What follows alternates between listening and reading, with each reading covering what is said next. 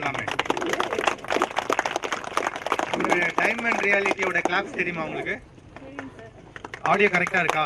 நல்லா அது வரலாம் கேக்குதா சார்? கேக்குதா? லாஸ்ட் தெரியுமா அந்த கிளாப்? பண்ணலாமா? பண்ணுங்களா? இல்லையே, ஈவனா வரணும், கரெக்டா வரணும். பண்ணுங்க, நீங்க தான் பண்ணணும். நான் சொல்றேன் 1 2 3 1 2 3 1 2 3 ஓகேவா? ஸ்டார்ட் பண்ணுமா? 1 2 3 1 2 3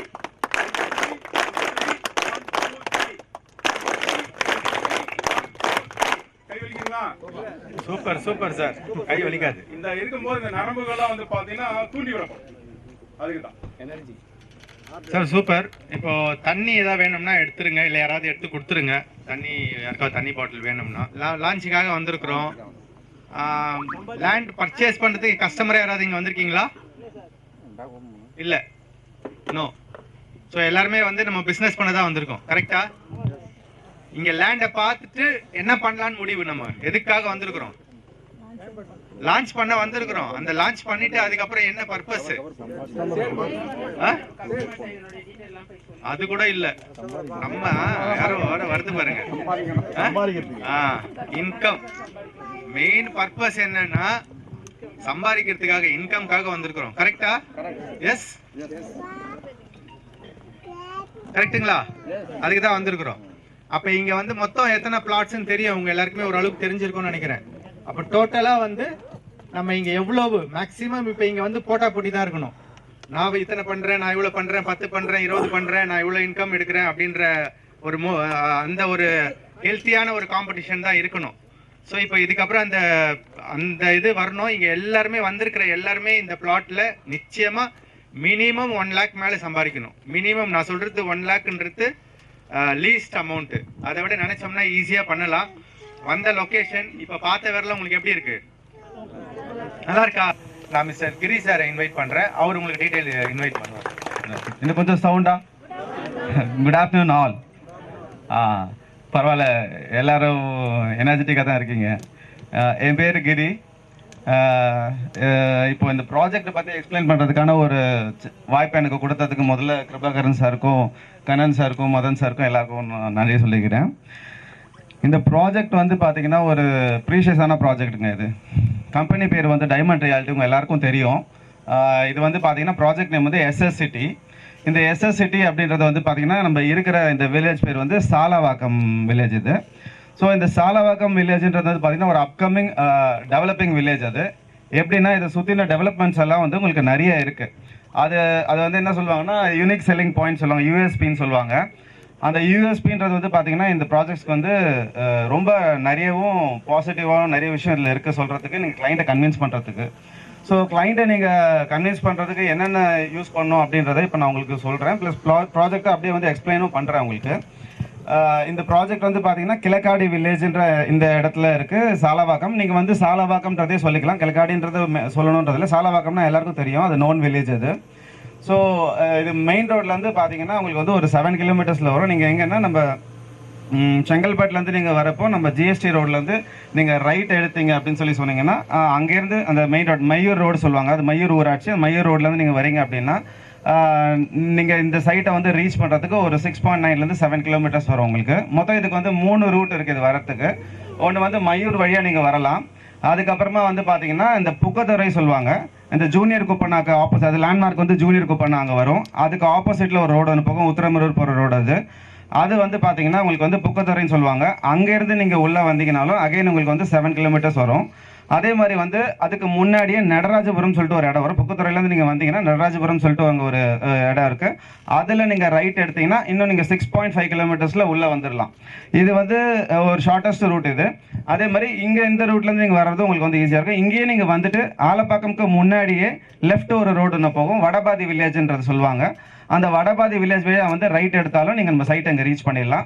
அந்த நடராஜபுரம் சொல்லியிருந்தேன் உங்களுக்கு, அந்த மெயின் ரோட்லேருந்து வரும்போது புக்கத்துறையிலேருந்து நடராஜபுரம் இடத்துலேருந்து ரைட் எடுத்தீங்கனாலும் உள்ளேருந்து ஒரு வில்லேஜ் ரோடு இருக்குது, அது வழியாகவும் நம்ம சைட்டுக்கு வந்து நீங்கள் வந்துடலாம். ஸோ 3 ஆக்சஸ் வந்து மெயின் ஆக்சஸ் இந்த சைட்டுக்கு இருக்குது. அதை நீங்கள் வந்து கிளைண்ட்டுக்கு எக்ஸ்பிளைன் பண்ணலாம். எல்லாமே பார்த்தீங்கன்னா 6.5லேருந்து 7 கிலோமீட்டர்ஸ்குள்ளே தான் இருக்கும். ஸோ அது 7 கிலோமீட்டர்ஸ்க்குள்ளே இருக்குது அப்படின்றது ஒரு விஷயம் என்னென்னா, இந்த ப்ராஜெக்டோட மெயின் ஹைலைட்டே என்னென்னா ப்ராஜெக்டோட ப்ரைஸ் தாங்க. இந்த ப்ராஜெக்ட் வந்து பார்த்தீங்கன்னா 600 rupees per square feet வருது. டோட்டலாக இது வந்து பார்த்தீங்கன்னா 16 acres வருது. டோட்டலாக இதில் வந்து 480 பிளாட்ஸ் இருக்கிறதுல வந்து இப்போ அவைலபிள் பிளாட்ஸ் வந்து 216 பிளாட்ஸ் இருக்குது. அந்த 216 பிளாட்ஸ் சேல் பண்ணும்போது உங்கள் எல்லாருக்கும் அவ்வளோ ஆப்பர்ச்சுனிட்டிஸ் நிறைய இருக்குது. இதில் இந்த 216 பிளாட்ஸ் வந்து இங்கே ஸ்ப்ரெட் பண்ணியிருக்கு அப்படின்றது வந்து பார்த்தீங்கன்னா உங்களுக்கு வந்து 999 ஸ்கொயர் ஃபீட்லேருந்து ஸ்டார்ட் ஆகுது. அதே சமயத்தில் வந்து பார்த்தீங்கன்னா 111 ஸ்கொயர் ஃபீட்லேருந்து ஸ்டார்ட் ஆகுது. அதே மாதிரி மேக்ஸிமம் பார்த்தீங்கன்னா 1893 ஸ்கொயர் ஃபீட் வரைக்கும் இருக்குது. ஸோ இதில் வந்து வேரியஸ் சைஸஸில் இருக்குது, 1200 இருக்குது, 1000 இருக்குது, 1800 இருக்குது. அது மாதிரி வேரியஸ் சைஸஸில் இருக்குது, நீங்கள் அதை பார்த்து பண்ணிக்கலாம். அதே மாதிரி கார்னர் பிளாட் இருக்குது அப்படின்றது வந்து பார்த்தீங்கன்னா கார்னருக்கு அடுத்த பிளாட்டும் சேர்த்து நீங்கள் சேல் பண்ணணும் அப்படின்றது நம்ம இது இருக்குது. அது ஒரு விஷயம். இந்த சைட்டை பொறுத்த வரைக்கும் வேறு உங்களுக்கு டெவலப்மெண்ட்ஸ் என்ன அப்படின்னா, யூஎஸ்பியில் வந்து பார்த்தீங்கன்னா மெயின் ரோட்லேருந்து நீங்கள் வந்து 6 கிலோமீட்டர்ஸில் வந்து ஆக்சஸ் இருக்குது. ப்ரைஸ் வந்து 600 rupees per square feetன்றது ரொம்ப கம்மியான ப்ரைஸ். ஆக்சுவலாக நீங்கள் வந்து என்றைக்குமே வந்து இன்வெஸ்ட்மெண்ட்டுக்குன்னு பார்க்குறோம் அப்படின்னா டெவலப்டு ஏரியாவில் பார்த்தீங்கன்னா சேச்சுரேட் ஆகிருக்கும். இப்போ நீங்கள் தாம்பரம்லேருந்து நீங்கள் வந்து ஒரு செங்கல்பட்டுக்குள்ளே வரீங்கன்னா எல்லாமே பார்த்தீங்கன்னா உங்களுக்கு வந்து 5500 ஸ்கொயர் ஃபீட்லேருந்து 6000 7000 இருக்கும். மெயின் ரோட்டில் கொஞ்சம் உள்ளே போனால் கம்மியாக இருக்கும். இப்போ வந்து என்னென்னா அந்த இடத்துல இன்வெஸ்ட்மெண்ட்டுக்காக நாங்கள் பார்க்குறோம் அப்படின்றப்போ வந்து யாரும் பெருசாக அங்கே போகிறதுக்கான வாய்ப்பு இல்லை. அந்த ரிட்டர்ன் ஆன் இன்வெஸ்ட்மெண்ட் வந்து மல்டிபிள் டைம்ஸில் அங்கே வராது. அதேமாதிரி ரொம்ப வெளியில் திண்டிவனம் தாண்டிலாம் போனீங்கன்னா 200 rupees per square feet 250 rupees per square feet இருக்கும். அங்கே அவங்க இன்வெஸ்ட்மெண்ட்டுக்கு பண்ணாங்கன்னா உங்களுக்கு அந்த இன்வெஸ்ட்மெண்ட் டைம் வந்து ரொம்ப லாங் ஸ்பேனாக எடுக்கும். அப்போ வந்து லேட் ஆகும். ஸோ கரெக்டாக இன்வெஸ்ட்மெண்ட் அப்படின்னு சொல்லி பார்க்குறோம் அப்படின்னா வந்து டெவலப்மெண்ட் ஆகிற ஏரியாவில் அண்டர் டெவலப்டு இருக்கிற ஏரியாவில் கொஞ்சம் டெவலப் ஆகும்போது எங்கே நம்ம இன்வெஸ்ட் பண்ணுறோமோ அங்கே தான் வந்து மல்டிபிள் டைம்ஸில் ஆகும். ஸோ ரேட் வந்து மெயின் யூஎஸ்பி நீங்கள் சொல்லலாம். ஏன்னா திண்டிவனம் தாண்டி தான் உங்களுக்கு 600 ரூபாய் ஸ்கொயர் ஃபீட்டுக்குலாம் கிடைக்கும். இந்த இடத்துல செங்கல்பட்டு பக்கத்துலேயே சாலவாக்கமில் கிடைக்கிறதுன்றது வந்து ஒரு பெரிய விஷயம். ஒன்று பக்கத்தில் இப்போ எல்லா ப்ராஜெக்ட்டும் அனலைஸ் பண்ணும்போது ப்ராஜெக்ட் த்ரெட்டுன்னு ஒன்று சொல்லுவாங்க. ப்ராஜெக்ட் த்ரெட்டுனா என்ன அப்படின்றதுன்னா, ப்ராஜெக்ட் த்ரெட்டுன்னா தெரியுமா? யாராவது ஏதாவது ஐடியா இருக்காது இல்லையா? ஓகே. த்ரெட் அப்படின்னா என்னன்னா, ஒரு ப்ராஜெக்டை வந்து அனலைஸ் பண்ணும்போது லான்ச் பண்ணுறதுக்கு முன்னாடி அந்த மேனேஜ்மெண்ட்டோ இல்லை அந்த சேல்ஸ் பர்சனோ வந்து அனலைஸ் பண்ணுவாங்க. அதை அனலைஸ் பண்ணும்போது பார்த்தீங்கன்னா அதோட த்ரெட்ஸ் என்னன்னு சொல்லி பார்ப்பாங்க. அப்படின்னா யூஎஸ்பின்றது யூனிக் செல்லிங் பாயிண்ட்ஸ். அது வந்து பார்த்தீங்கன்னா செல்லிங் பாயிண்ட்ல பார்ப்பாங்க. த்ரெட்ஸ் என்ன அப்படின்னா அதுக்கு பக்கத்தில் இருக்கிற காம்படிட்டிவ் ப்ராஜெக்ட் தான் த்ரெட்ஸ்ன்னு சொல்லுவாங்க. அந்த காம்படிட்டிவ் ப்ராஜெக்ட்ஸ் வந்து த்ரெட் அப்படின்னா நம்மளோட ரேட்டை விட அது கம்மியாக இருக்கணும், நம்மளை விட அதில் அம்யூனிட்டிஸ் அதிகமாக இருக்கணும், நம்மளோட விட அது ஒர்த்தாக இருக்கணும். அப்படின்றப்போ அது நமக்கு த்ரெட்டாக இருக்கும்னு சொல்லுவாங்க. ஆக்சுவலாக இந்த ஏரியாவில் நீங்கள் பார்த்தீங்கன்னா நம்ம தான் எல்லாருக்கும் த்ரெட்டாக இருப்போம். நம்மளை பார்த்து தான் எல்லாருமே வந்து பயப்படுவாங்க. ஏன் அப்படின்னா இது வந்து 600 rupees per square feetல நம்ம கொடுக்குறோம். இங்கே பக்கத்துலேயே வந்து பார்த்தீங்கன்னா சமீரா ஃபவுண்டேஷன் சொல்லிட்டு ஒரு கம்பெனி இருக்குது, ஜிஎஸ்டி ரோடில் லாரியல் மால்க்கு ஆப்போசிட்டில் இருக்கு. முடிஞ்சால் நீங்கள் அந்த பக்கம் பார்த்தீங்கன்னா ஒரு கிளான்ஸ் எடுத்துக்கோங்க. அதை அங்கே வந்து பார்த்தீங்கன்னா ஒரு 6 ஃபேஸ் பண்ணியிருக்காங்க. 6 ஃபேஸில் வந்து பார்த்தீங்கன்னா அவங்க வந்து மினிமமாக ஸ்டார்ட் ஆகிற அந்த பின்னாடி இருக்கிற ஃபேஸில் வந்து பார்த்தீங்கன்னா உங்களுக்கு 1700 rupees per square feetல வந்து அவங்க இது கோட் பண்ணுறாங்க. 1550 வரைக்கும் அவங்க வந்து அதை க்ளோஸ் பண்ணி சேல் பண்ணுறாங்க. ஸோ உங்களுக்கு இங்கே 600ன்றப்போ இமீடியட்டான அப்ரிசியேஷனே பார்த்தீங்கன்னா 3 times வந்து அவங்க ஃபர்ஸ்ட் ஃபேஸ்லேயே இருக்குது. அவங்களோட ரெண்டாவது ஃபேஸோட ரேட் என்ன அப்படின்னு ஒரு கெஸ் யாருக்காவது இருக்குமா? ஃபர்ஸ்ட் ஃபேஸை சொல்லிட்டேன். அதுக்கப்புறம் இன்னும் கொஞ்சம் அட்வான்டேஜாக இருக்க ஸ்பேஸில் வந்து இன்னும் எவ்வளோ வந்து ரேட் இருக்கும் அப்படின்னு நீங்கள் எக்ஸ்பெக்ட் பண்ணுறீங்க? சொல்லுங்கள். இல்லை அவங்களது வந்து இப்போ நான் ஸ்டார்டிங் ஸ்கொயர் ஃபீட்டில், அதாவது பின்னாடி இருக்கிற ப்ராப்ளம் மெயின் ரோட்டில் இருக்கிறத சொல்லலை, பின்னாடி இருக்கிறதே வந்து 1800க்கு அவங்களுக்கு ஸ்டார்ட் ஆகுது. அவங்களுக்கு இன்னும் ப்ரீமியமான பிளாட்ஸ் இருக்கு இல்லைங்களா, அதெல்லாம் எவ்வளோ வச்சிருப்பாங்கன்னு நினைக்கிறீங்கன்னு கேட்குறவங்கள? 2700. சரிங்களா? 2700 என்கிட்ட வந்து அவங்களோட ப்ரைஸ் ஷீட்டோட என்கிட்ட இருக்கு. 2700. ஓகேங்களா? அவங்க க்ளோஸ் பண்ணுற ரேட் வந்து பார்த்தீங்கன்னா 2500. இது அவங்க லான்ச் பண்ண போகிறது. இதுக்கப்புறம் அவங்க இன்னொரு ஃபேஸ் வச்சுருக்காங்க டெவலப் பண்ணுறதுக்கு. அதை வந்து அவங்க 3000 பிளான் பண்ணியிருக்காங்க. ஸோ அது ரொம்ப நாளுக்கு முன்னாடிலாம் அதை லான்ச் பண்ணலைங்க. இந்த டிசம்பர் இல்லாமல் போன டிசம்பருக்கு தான் அதை லான்ச் பண்ணியிருக்காங்க. அதை லான்ச் பண்ணும்போது அதோட ரேட் எனக்கு தெரியும். 800 rupees per square feetக்கு பண்ணாங்க ஒரு வருஷத்துக்கு முன்னாடி. அப்புறம் 999 ஸ்கொயர் ஃபீட் ஆக்குனாங்க. அதுக்கப்புறம் 1234 1234 பண்ணாங்க. அதுக்கப்புறம் 3 months கழிச்சு 1500 rupees per square feet பண்ணாங்க. அதுக்கப்புறம் வந்து பார்த்தீங்கன்னா 1800 பண்ணியிருக்காங்க. அந்த ஃப்ரண்ட்ல இருக்க ஃபேஸ் வந்து பார்த்தீங்கன்னா 2700 கோட் பண்ணி 2500க்கு சேல் பண்ணுறாங்க. ஸோ உங்களுக்கு அப்ரிசியேஷன் ஆங்கிளில் நீங்கள் பார்க்குறப்ப உங்களுக்கு வந்து இம்மீடியட்டாக வந்து அப்ரிசியேஷன் இங்கே இருக்குது. இப்போ அவங்களது வந்து நம்மளது 600 rupees per square feet. இங்கே நாங்கள் எவ்வளோ தூரன்றதை நான் உங்களுக்கு சொல்லிடுறேன். அவங்க மெயின் ரோட்லேருந்து அவங்க ப்ராஜெக்ட் ஸ்டார்ட் பண்ணும்போது அது ஆன் ரோட் ப்ராஜெக்ட்னு சொல்லி தான் அவங்க வந்து ப்ரமோட் பண்ணுறாங்க. பட் ஆக்சுவலாக கிளைண்ட்டை பொறுத்த வரைக்கும் பார்த்தீங்கன்னா அந்த பிளாட்டட் செக்மெண்ட்டே வந்து 2 கிலோமீட்டர் உள்ளே தான் ஸ்டார்ட் ஆகும். 2 கிலோமீட்டர் உள்ள ஏன் ஸ்டார்ட் ஆகுதுன்னா அவங்களோட recreation, club house, swimming pool இதெல்லாம் வந்து ஃப்ரண்ட்டில் வரும். அவங்களோட ஆஃபீஸ் வந்து ஃப்ரண்ட்டில் வரும். அவங்க ரிசப்ஷன் ஃப்ரண்ட் ஆஃபீஸ் ஃப்ரண்ட்டில் வரும். இதெல்லாம் தாண்டி அந்த கார்டன் ஏரியாவெல்லாம் வந்து தாண்டி உள்ளே வராங்கன்னா மெயின் ரோட்லேருந்து 2வது கிலோமீட்டர் தான் நான் சொன்ன 2700 ரூபாய் ஸ்கொயர் ஃபீட்டில் இருக்கிற பிளாட்ஸே ஸ்டார்ட் ஆகும். ஸோ அதில் ஒரு ஃபேஸாக இருக்கும்போது லாஸ்ட்டில் இருக்க ஃபேஸ் வந்து பார்த்தீங்கன்னா அதோட பேக் கேட்டில் முடிகிற இடத்துல வந்து பார்த்தீங்கன்னா 1550 ஸ்கொயர் ஃபீட்டில் க்ளோஸ் பண்ணுற மாதிரி 1700 rupeesல வந்து கோட் பண்ணுறதை அவங்க பண்ணுறாங்க. அப்போ உங்களுக்கு மெயின் ரோட்லேருந்து 2 கிலோமீட்டர்ஸ் அது வந்துடும். அந்த 2 கிலோமீட்டர்ஸ்லேருந்து அவங்க பேக் கேட் வந்து பார்த்தீங்கன்னா அகைன் இன்னொரு 3 கிலோமீட்டர்ஸ் வருது. ஸோ 3 கிலோமீட்டர் 3 கிலோமீட்டர் உங்களுக்கு வந்து மொத்தத்தில் 5 கிலோமீட்டர்ஸ் வந்து அவங்க பேக் கேட் வரைக்கும் வந்துடுது. அவங்க பேக் கேட்லேருந்து நம்மளோட இந்த ப்ராஜெக்ட்டுக்கு வந்து பார்த்தீங்கன்னா க்ளோஸ் டு 1.5லேருந்து 2 கிலோமீட்டர்ஸ் தான் வருது. ஸோ இப்போ அவங்களோட ரோடு வந்து நமக்கு வந்து ஆக்சஸ் பண்ணுவாங்கன்றது இப்போ பண்ணலைன்னா கூட அது கேட்டட் கம்யூனிட்டியாக இருந்தாலும் அது கவர்மெண்ட்டுக்கு கிஃப்ட் பண்ணியிருக்காங்கன்ற பட்சத்தில் அங்கே வந்து டவுன்ஷிப் டெவலப் ஆகிட்டு டிரான்ஸ்போர்ட் டெவலப் ஆகும்போது இந்த பேக் கேட்டில் இருக்கிற டோர் வந்து ஓப்பன் பண்ணி தான் விட்டாகணும். அப்படி ஓப்பன் பண்ணி விடுறாங்க அப்படின்னு சொல்லி சொன்னீங்கன்னா அது வந்து நம்ம ப்ராஜெக்ட்டுக்கு ஆக்சஸ் ஆகும். அப்படி இருப்போ அது மெயின் ரோட்லேருந்து ஸ்ட்ரைட்டாகவே நீங்கள் வரலாம். இப்படி சுற்றிட்டுலாம் வர மாதிரி இருக்காது. அதுலேருந்து நீங்கள் வரும்போது அகைன் உங்களுக்கு வந்து 6 கிலோமீட்டர்ஸ்குள்ளவே உங்களுக்கு வந்து ரீச் ஆகிற மாதிரி இந்த இடத்துல இருக்கும். ஸோ அது பெரிய யூனிக் செல்லிங் பாயிண்ட்டாக இருக்கும் உங்களுக்கு. அது இல்லாமல் அவங்க உள்ள வந்து எல்லா டெவலப்மெண்ட்ஸும் உள்ள பண்ணிட்டு இருக்காங்கன்றப்ப பார்த்தீங்கன்னா அந்த இடத்துல இருந்து இங்கே வரும்போது உங்களுக்கு வந்து அந்த டிரான்ஸ்போர்ட்டேஷன் வந்து உங்களுக்கு வந்து ஈஸியாக இருக்கும். அவங்களுக்கு ரோடு வித் எல்லாம் கொஞ்சம் அதிகமாக இருக்குன்றதுனால அது ஒரு யூஎஸ்பியாக இருக்கும். ஸோ நீங்கள் இது வந்து த்ரெட்டாக இருக்கிற ஒரு ப்ராஜெக்டை நீங்கள் சொல்கிறீங்கன்னா நீங்கள் அதை சொல்லியே நீங்கள் சேல் பண்ணலாம். அவங்களது வந்து இப்போ நம்மளது 600 rupees per square feetனா அவங்களுக்கு வந்து 1800 மினிமமே நீங்கள் வச்சுட்டா கூட 3 times நம்மளை விட அவங்க அதிகம்.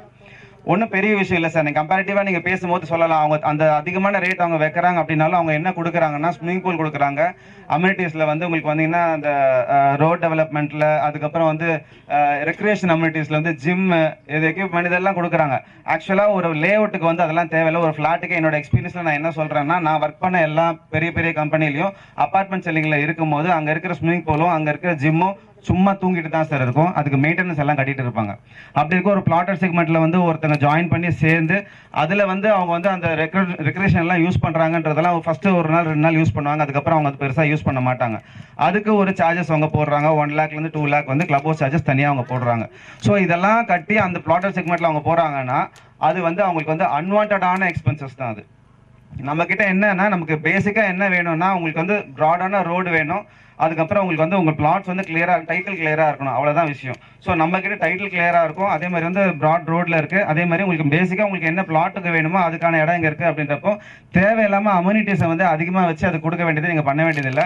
அவங்களதில் வந்து 1800 rupees per square feetன்னு சொல்கிறத நீங்கள் இப்போவே கூட நம்ம அப்ரிசியேஷன் 3 times இருக்குன்றதை நீங்கள் சொல்லலாம். ஒன்று இது ஒரு பெரிய த்ரெட்டாக இருக்கிறது எடுத்துக்கலாம். யூஎஸ்பியில் வந்து பார்த்தீங்கன்னா 600 rupeesன்றது ப்ரைஸ் வந்து கொஞ்சம் அதிகமாக இருக்குது, கம்மியாக இருக்குது அப்படின்றத நீங்கள் கம்பேரிட்டிவாக சொல்லிக்கலாம். அது இல்லாமல் இங்கே டெவலப்மெண்ட்டுன்னு சொல்லி பார்க்குறீங்க அப்படின்னா இந்த இடத்துல வந்து கவர்மெண்ட்டோட ஸ்போர்ட்ஸ் ஸ்டேடியம் ஒன்று வருது. 2 ஸ்டேடியம் வருது.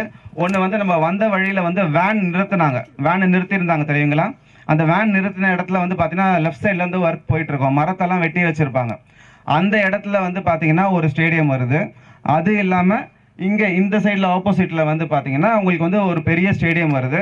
அந்த சின்ன ஸ்டேடியமோட ப்ராஜெக்ட் காஸ்ட்டே வந்து பார்த்தீங்கன்னா 3 crores வந்து அவங்க கவர்மெண்ட்டில் வந்து அலாட் பண்ணியிருக்காங்க.